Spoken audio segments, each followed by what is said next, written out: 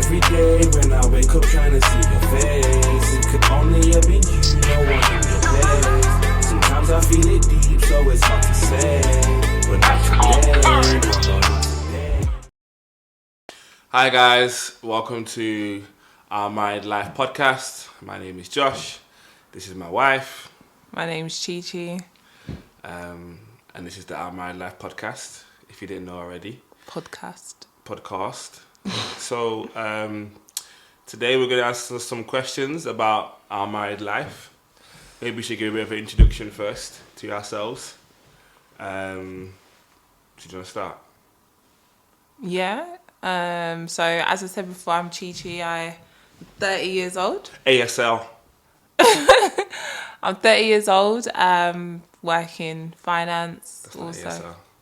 Oh, what do you mean? Age, sex, location. That's what it was. Yeah, I get that, but I just said my age, and I'm clearly female. I'm from London, so I don't understand. I'm from London. Sorry.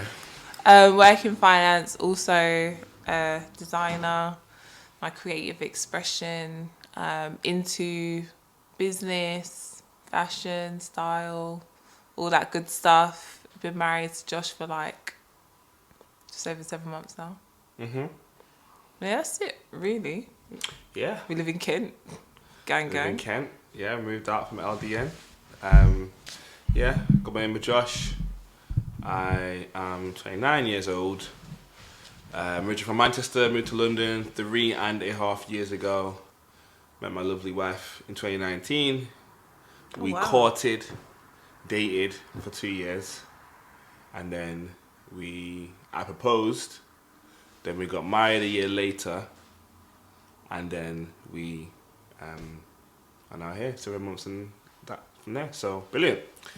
Right, so now we're gonna get involved with the podcast, and we're gonna answer some questions that our team have prepared for us. Shout out MTMI Media. Come on. And we'll go from there. Let's go.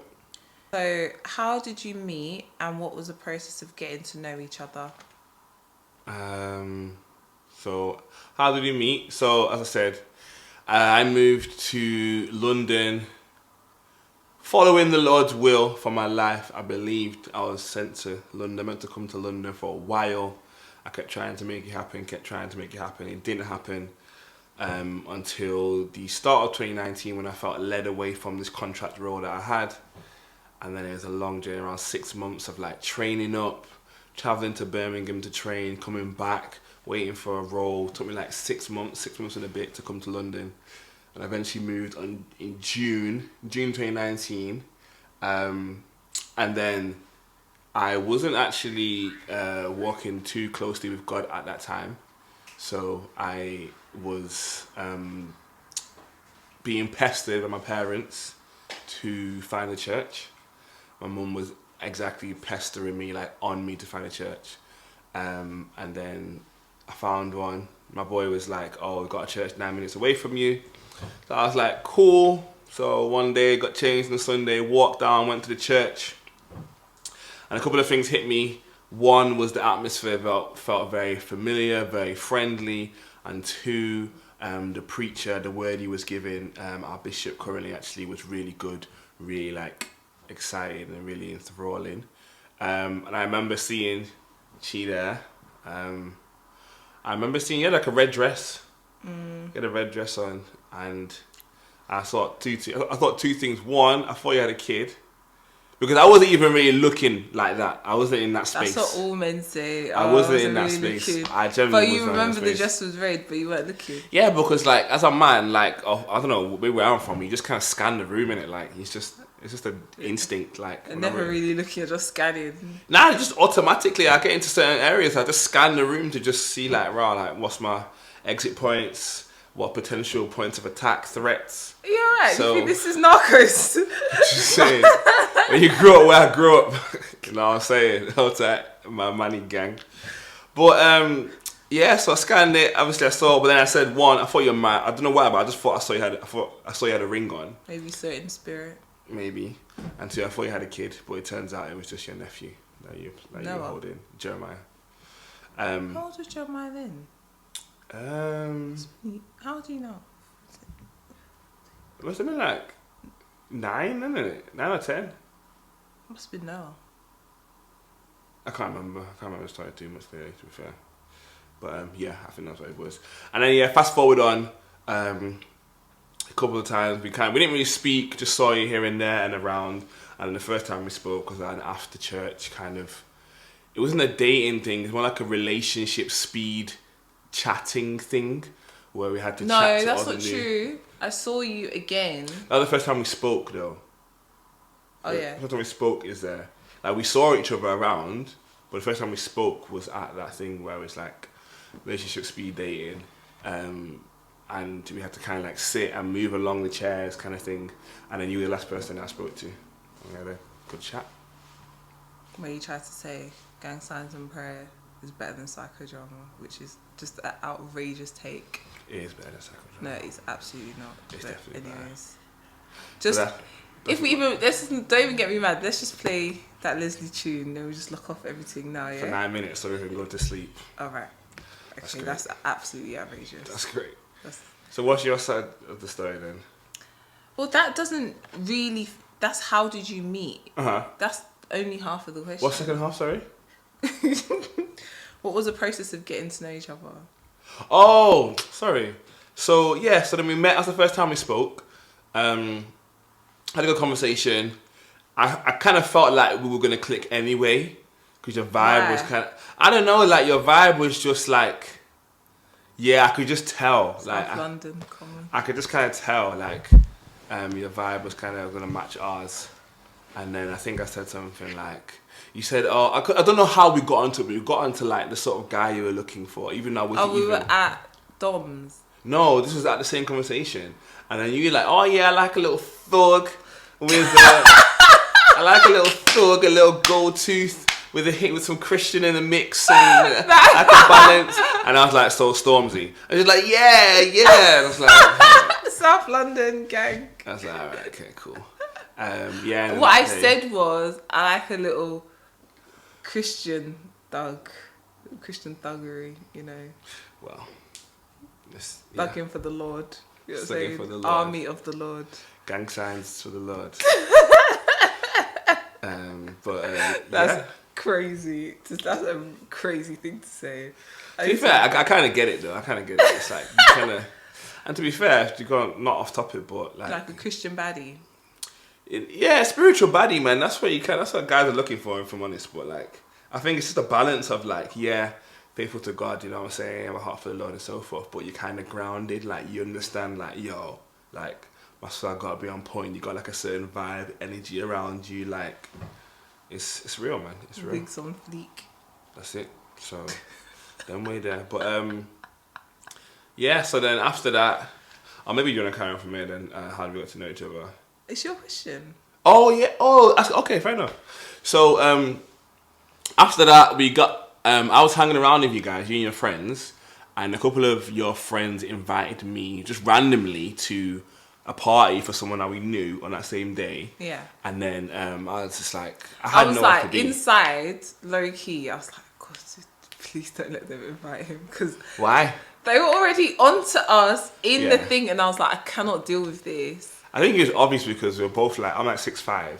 Yeah, but that wasn't my vibe at the time. What wasn't your vibe? Like, I wasn't on that. I was just like, seems like a nice guy, but, you know, but they were already onto us in the thing. Yeah, I think they could see it. I think a lot of people could see it, really, from Rip. To be fair, even if we saw, when we would go to the party, eventually I ended up going to the party, we were in the same car. I think the first thing I added you on was LinkedIn. I think everyone in the car on LinkedIn. Was that a sly? No, because everyone was like sharing LinkedIn's, weren't they, in the That's car? So random. It was just weird, like it was just interesting. So we just added you on LinkedIn, and then we got to the party. Everyone's chilling, everyone's vibing.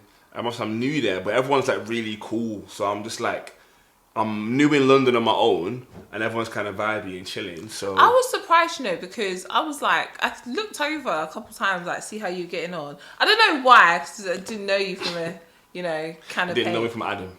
Exactly, but I was just like, I thought it was interesting because it was a couple of us in the car. You were just like chilling, and I thought this guy is a bit weird because he doesn't know any of us, and he's just like I'm just rolling to wherever you're going. To be fair, in hindsight, might not have been the smartest decision. I was like, it's no any of us who's just trusting in the Lord, allowing the Lord to order his steps. Well, But even at the thing, like, you were very measured. So I was like, this guy's a bit, not weird, but a bit of an odd fella. Odd entity. Yeah, enigma, that's the word. Bit of an enigma. Good word, babe. Thanks. Yeah, so I arrived at the party, the one enigma. I was just there chilling, speaking to people. They were asking me questions about what sort of girl. So I knew someone there already. I knew Tolu. Tolu knew I didn't know her. Too many names. What do you mean? We're always naming a lot of names here. Yeah, okay, sorry. So I knew one of our friends, Tolu, who was... Are you alright? Oh, I already said the name now. So, shout out Tolu. Shout out Tolu. Come on. I knew one of our friends, Tolu, who knew... Well, I didn't know her. She knew my brother and sister from university. So she kind of knew about me. I'd never met her, I'd never spoken to her. And then, we just chatting, asking her what sort of girl are you interested in, what sort of person you're looking for. What did I say? You remember what I said, didn't it? Yeah, you're like, Nigerian, bit of a vibe. And I feel like you were I was sitting there listening, and you were just basically, I feel like you were slightly describing me on purpose. I don't think I was. I don't think I was. You're not slick. No, I don't think I was. I think like I was more just like happy to be in a community of people that I felt akin to. That's I moved to London on my own. Yeah. You know what I'm saying? So it was like just more a vibe as a whole. As I said, I wasn't necessarily looking at that time, but yeah. So that was where we went to, and then your brother Marvin. I remember There's I was so just many sat down. names. Like people will be like, "Who's Marvin?" Who's Well, that's the Tolu? thing, innit? Like eventually, as we answer the question, maybe they get to know people more. But I sat down, and your brother Marvin was sat down next to me, and he sat away from me, turned away from me, and I was just chilling. And then he just turned around to me, and I was like, "So, bro, what do you do?" And the vibe was like interview.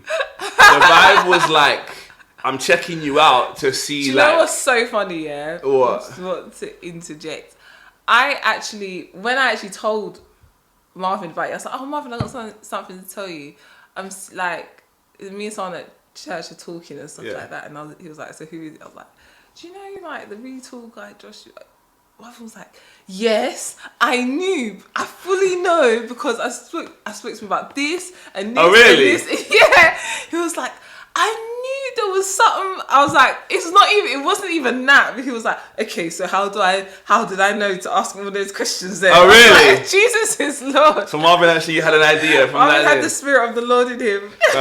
Marvin saw prophetically. Shout out Marvin. Shout out Marvin. Yeah, so he was just asking me, and I felt like he was interviewing me. But at the same time, I'm an open book. So I was just being honest. I was like, yeah, I do this, and so forth. But then at the end of the questions, I felt like he was satisfied. I got the vibe like, it's like, okay, cool. It was like, okay, cool. Like, if any things are gone, then yeah, okay, cool. But yeah, that was so a good funny. conversation. And then after that, I think we also left, went our own way. And then... You didn't meet Elvis for ages after that. You didn't meet Elvis for time, at least September time. Because I was in Birmingham. No, yes, I was in Birmingham when you met Elvis. We were already together by the time you met Elvis. No, Elvis came to church. Yeah, but he didn't... I don't think we were a thing then. Yeah, but I met your mum and Marvin before I met you. Yeah, I know. I'm pretty sure I met Elvis as well. No, you didn't. I remember when you met him. But anyway, I digress. No, because Panina and Jeremiah... Okay, Too many names. Okay. So, yeah, long story short. So, yeah, we are then chatting, getting to know each other. We had Bible study together. I mean, one time you dropped me off home from Bible study. That was the catalyst of everything. Is What do you me mean? dropping you off. How?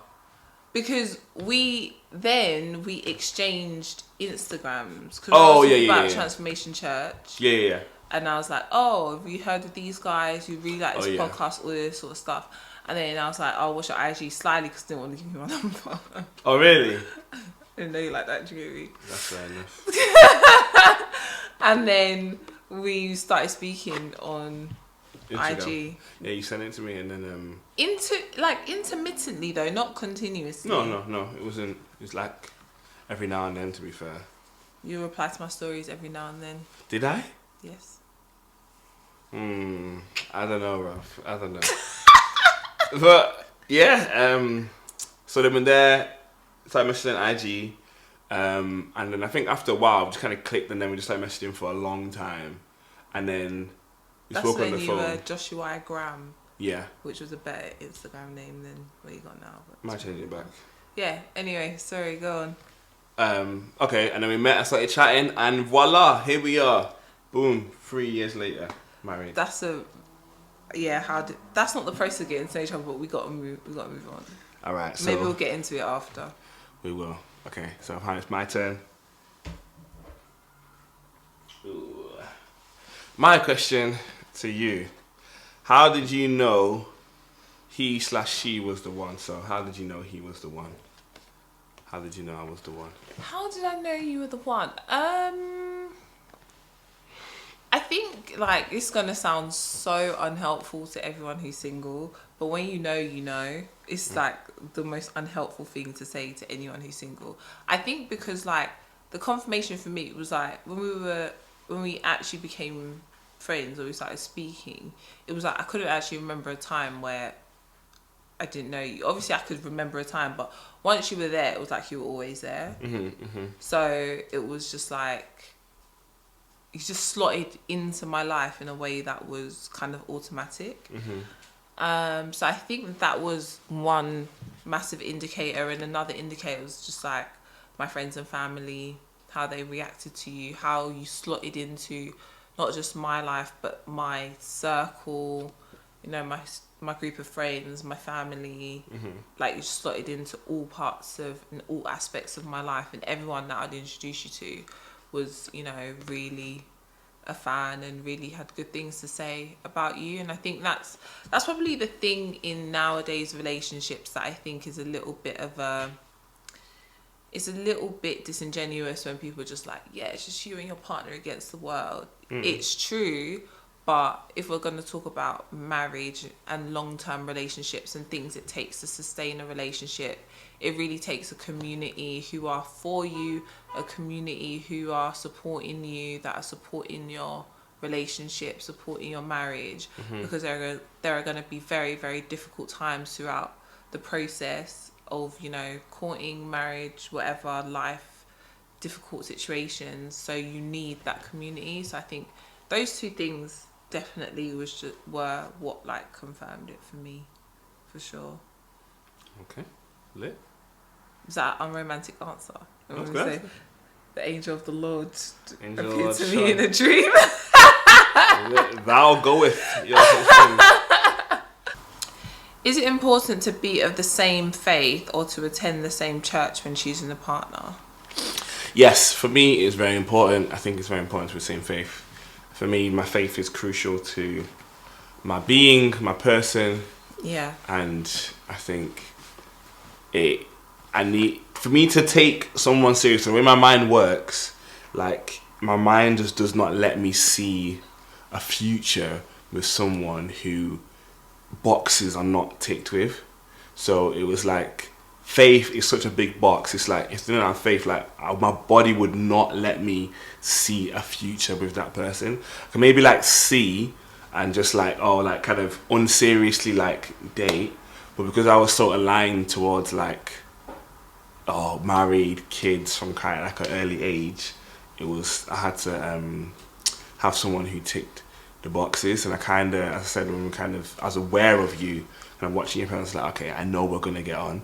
And yeah, so part of that was meeting in church, the faith thing, and it was just a key principle. And I think now that we had church in our journey, we had a meeting point every Sunday, well, until pandemic hit, and a meeting point every Sunday where I could be with you, be together, be around your friends. It was near my yard, so I could go there after if you wanted to. And also had like a Friday meeting point, so it's two key meeting points. And I think me like being in your space, your church you've grown up with, your people, probably put you at ease a lot. Do you know what I mean? I got that sense, and I think those two, faith and the church, being aligned, and me being in the church and just having that shared communal space, I think really did a lot for our relationship. No, yeah, I agree. I absolutely agree. I think for us it worked really well, and I also think it was nice because like the familiarity I had with everyone who attended also by proxy was a familiarity that you started to have with the people that attended. So they also became like your church family, your actual friends in a lot of cases. So yeah, I think definitely it's kind of what I was saying about community and having people in your corner. And I think our church from the beginning of our relationship has really supported our relationship and really supported us, which is actually priceless, you know, in terms of, you know, all of the twists and turns you go through. Facts. Like celebrating our engagement with our church was... That was a good moment. Yeah. That was a good moment. And up there in our wedding with a lot of the members being there was top tier as well. Top tier. Are boundaries important when dating, and at what stage should you start setting boundaries? What sort of boundaries? It just says boundaries. Well, yeah, it is important because it depends what you want, you know. I think your boundaries are determined by what you want, what your long-term goals are. What you allow is often determined by what your long-term goals are. So yeah, and I think relationships, when you're getting to know each other, they test you and they test things that are really important to you, what you're willing to sacrifice, what you're not willing to sacrifice, what you're willing to tolerate, what you're not willing to tolerate.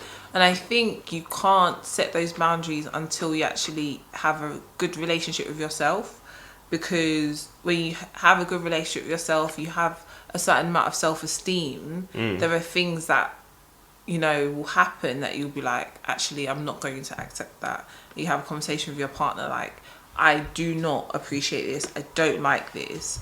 And that's where, you know, the parameters of your relationship start to get set. But I think it's especially important for women, because I think if women let everything go on, men are just gonna do whatever you let them do. And vice versa.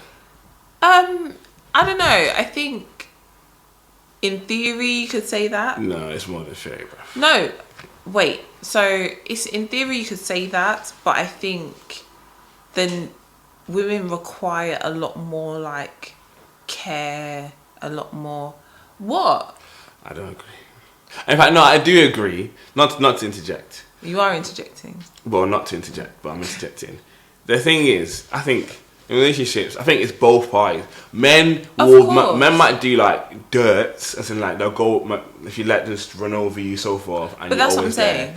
But then women will do the same in a sense, not necessarily dirts, but they'll just push your boundaries and push and push and push, and then they'll just like want to control you and control your whole life, being every facet of your life. You're not doing this, you're doing that, you're doing this, you're doing that. So unless you like stand your ground and of course that's boundaries. True. But I think a lot of the like difficulties sometimes that women go through is like the violation of boundaries and how their partners are being when they're not there. You can't control anyone, but I think you can carry yourself in a way that, you know, expresses and shows like, look, I'm not gonna tolerate this, and you know, and that's very, very important. I think women need love and care, but the respect they receive from their significant others is also super, super important, because that is reinforcing a lot of the values that they carry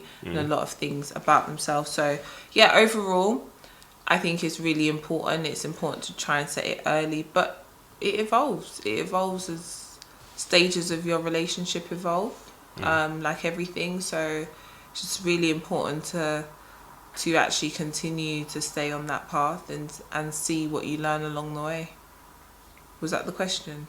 I feel like I forgot the question. You did. You know, you answered the question so about boundaries and on what stage should you start setting boundaries. So basically from even before you start dating. Absolutely. Before you start dating, know what you're comfortable with, what you're not comfortable with. I think from my perspective, be able to like say, I'm happy with this, I'm not happy with that. Be able to have conflict. Like it's important. Like you need to be able to say, okay, I don't agree with this, I agree with this, or so forth, and work through that and not like explode. I think that's important to also kind of not trying to control your partner, but just say, okay, like this is all cool, or this, I'm like, nah, I'm not cool with that. Or kind of respecting your space. I think one thing I had was, we came into a relationship, I'd kind of done a lot of work in terms of self-esteem work, self-worth work. So when I came in, I was able to say, like, initially anyway, like when I came up to you and was like, oh, I'm interested, I want to do this and go forward, I was ready to hear you say no. Like, it wasn't like, oh, if you say no, I'm going to be destroyed and crushed. You know what I mean? I was ready. I was not, and I'm being real, this is for some of the guys out here, like, I was ready. Here we go. No, I'm being honest, I was ready to hear you say no. Like, I put forward my intention and so forth. I knew you weren't going to say no. No, I'm joking. But I put forward my intention and I was like, this is it. And if you say no, then that's cool. But then I said, in fact, funny story. So when I put forward my intention and said, yeah, it's what I want, I see a future, I see this, the vision, she said, oh, okay, cool, but I think we should like be friends first, kind of thing, get to know each other, and And I just said, I don't want any more friends. I've got enough friends. I don't want any more friends. That's cool. And then she was like, oh. In fact, how did you react to that? It was shocking. I was like, wow, what a shock. You're shocked? I said, brother, you have to know what you want, and if she's not on board with it, that's fine.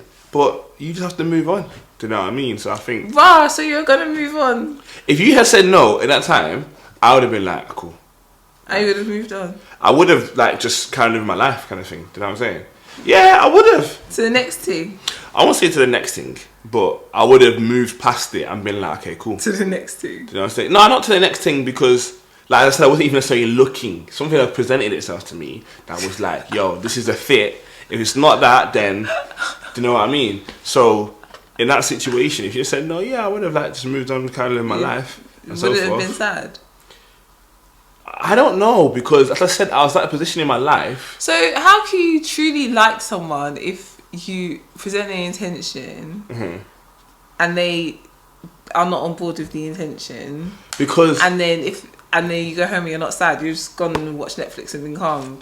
No, I think what it is like, okay, what I was presented with was, I have a desire, which is to build this future, have a family, and so forth. And I'm probably extremely picky, you know what I'm saying, in terms of that position. Not just like we can just see and date, but that position, the wife, have like, it's almost like perfectly formed around you, basically, and who you are in it. So I'm presented with, yo, the opportunity to have this vision come to pass and build this thing. However, I have lived life and been in situations where the other person that I thought or potentially could be that was not aligned with the vision. Do you know what I'm going to say? And when the person was like, oh, I'm not aligned with the vision, I was like, oh yeah, but and not really able to take rejection or a no because of like self-worth / maybe self-esteem issues. Do you know what I'm going to say? But I'd already worked through those to the place where I was like, okay, cool. I can go to someone and say, yo, this is what I want. And if you say no, I'm cool, because it doesn't impact my self-worth. Like, it's not like oh, you haven't picked me. It's like, yo, like, that's kind of the thing. And I think what also happens on the other side is that if you don't have that, and just get into relationships and you can just take too much from the other person. Yeah, for sure. You just take way too much from the other person. Like, they're just doing the most and pushing the most because you think, oh yeah, I've got this. You put her on a pedestal, or she's like this amazing woman, and it's like you just take way too much. So I think that's such a key. Setting your boundaries, mutual like respect. 100%, man. Setting your boundaries within yourself, doing that work, so that when you come to the lady, you can, like, I wouldn't say live without her, but you can come with a proposition from who you are, where you're at. She joins, you're on board, and you can work together to like build a relationship, and the two become one process. So to become one. That song. Spice Girls, come on. That song. But, yeah, that's the final question. I told you earlier, I'm a music encyclopedia. Every day when I wake up trying to see your face, it could only have been you, no one